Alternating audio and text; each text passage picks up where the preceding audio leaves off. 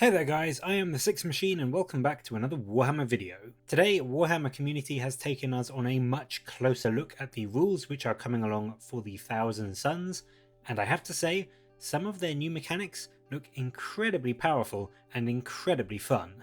There is an entirely brand new system for the Thousand Suns, the Cabbalistic Rituals, which are essentially a number of points that you gain at the start of your psychic phase and which you can then use throughout your psychic phase for various buffs and abilities to help improve your performance on the battlefield. It is a really nice fluffy way to represent the gestalt makeup of the numerous psychers which the Thousand Suns usually bring to bear in their armies, and I absolutely love how it feels like this is going to play out on the tabletop. As you can see, depending on the Psyker, you get a different amount of these points, with Magnus giving you 4, Ahriman and Demon Princes giving you 3, regular Sorcerers giving you 2, and then the Unit Champion Aspiring Sorcerer level Psykers giving you 1. And they are cumulative, so if you go very Psyker heavy with your army, have Magnus, a few other sorcerers and other psychic units, you can quite easily be getting a good 7, 8, maybe even 9 of these points every single turn. But what can you actually do with them when you've got them? Well, as you might expect, there seems to be a number of ways they can be spent to help really solidify and improve the strength and the power of your psychic abilities, and as you can see on your screen now, the first way that they show off is with a new ability, Cabbalistic Focus. Now this does cost you 8 Cabal points, so unless it's a big game, it seems likely that this will be one of the few abilities you'll be able to get off with those points that you have, but for those 8 Cabal points, you put this on a spell that you have already cast, and it cannot be denied. And what I really love about this one is that it is done after the test has been passed, so you don't need to use it and then hope that you actually get the casting off. You can save the Cabal points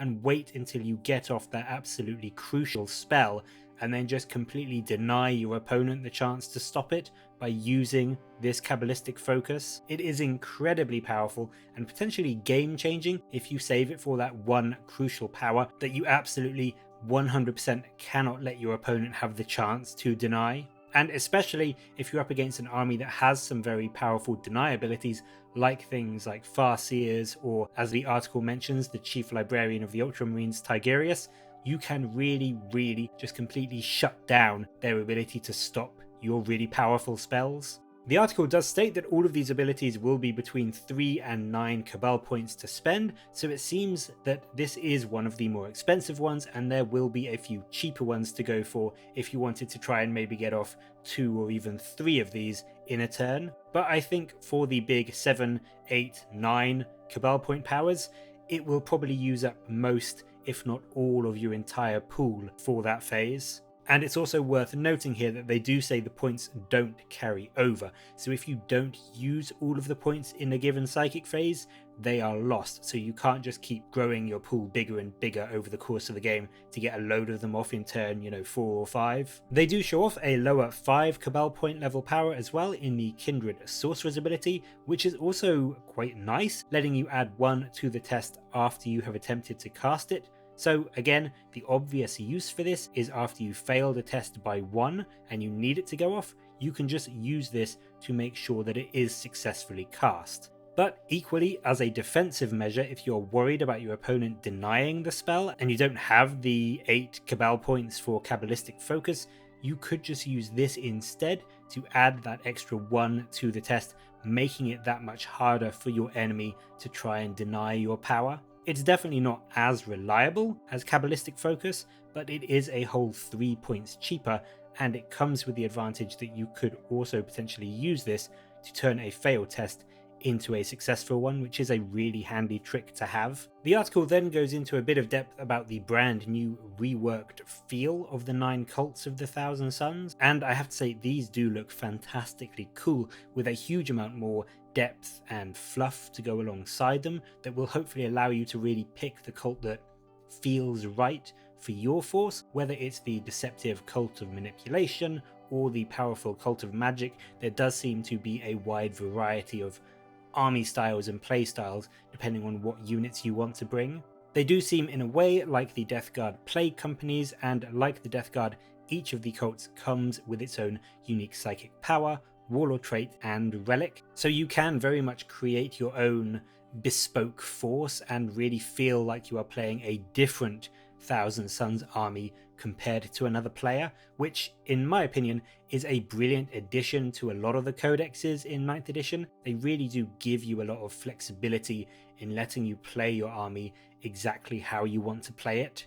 They do show off one of the warlord traits we can expect. This one, Devastating Sorcery, is for the Cult of Magic, and it allows you once per psychic phase to re-roll a psychic test when you attempt to manifest Smite or a Witchfire power. It's not super amazing, it's quite limiting in that it's just not any psychic test, but it does give your warlord a lot more reliability in getting off those damaging spells, and if you have an Exalted Sorcerer as your warlord, they should potentially have a lot of different damage dealing spells to throw around the battlefield anyway, so this will save you a lot of annoyance in failing those key psychic tests when you do want to chuck some mortal wounds into your enemy. And this is even more beneficial when you consider the fact that they also mentioned that the Thousand Sons will have access to a mind-blowing 18 powers, 9 from the updated Change discipline and 9 from the brand new Vengeance discipline, so there will very likely be a heck of a lot of powers to choose from, and if you go for that particular warlord trait,